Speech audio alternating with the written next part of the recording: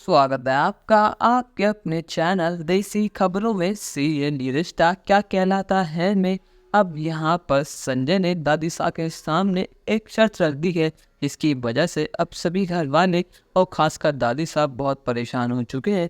अब यहाँ पर रूही की प्रेगनेंसी की न्यूज़ सुनकर घर में खुशी का माहौल है, पर लेकिन यहाँ पर अरमान और अबीरा बहुत परेशान है। अबीरा को लेकर अब यहाँ पर अरमान हर मुमकिन कोशिश कर रहा है जिसकी वजह से अबीरा ठीक हो जाए।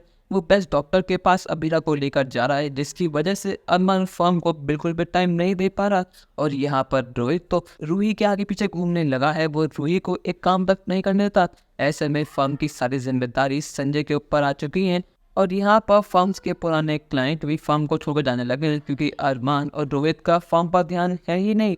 इसीलिए संजय ने फैसला करा है कि अभी लोहा गर्म है, अभी हथौड़ा मार देना चाहिए। और संजय ने मासा के सामने अपना डिज़ाइन रख दिया है। वो कहता है कि मासा, मैं आज से और अभी से इस फर्म को छोड़ता हूँ। उसे अच्छी तरह पता है कि अगर उसने इस समय इस फर्म को छोड़ा तो ये फर्म बर्बाद हो जाएगी। उसके बिना इस समय ये फर्म कुछ भी नहीं है। ऐसे में मासा के सामने एक बहुत बड़ी परेशानी खड़ी हो चुकी है। जमाई साहब कहते हैं कि मासा, मैंने आपको अपना परिवार माना, पर लेकिन आपने हमेशा मुझे जमाई साहब माना, इसलिए अब आपका भुगतना तो हो गई। अब मेरी शर्त ये है, या तो मुझे इस फर्म में हिस्सा चाहिए, या फिर आपकी आंखों के सामने इतनी मेहनत से जो आपने फर्म बनाई है वो बर्बाद हो जाएगी। अब फैसला आपके हाथों में है। अब यहाँ पर रोहित भी कहता है कि आप ये क्या कर रहे हैं फूफा साहब, आपको अच्छी तरह पता है कि अरमान भैया और मैं इस समय बिजी है, तो आप मौके का फ़ायदा क्यों उठा रहे हैं। अरमान कहता है कि आपको फर्म छोड़ने है छोड़ दीजिए, पर लेकिन इस फर्म के लिए मैं अकेला ही काफ़ी हूँ।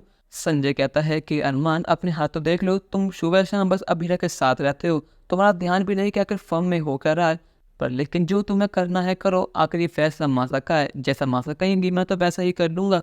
पर लेकिन मेरा आखिरी फैसला यही है। अब क्या यहाँ पर दादी साहब को संजय के सामने झुकना पड़ेगा।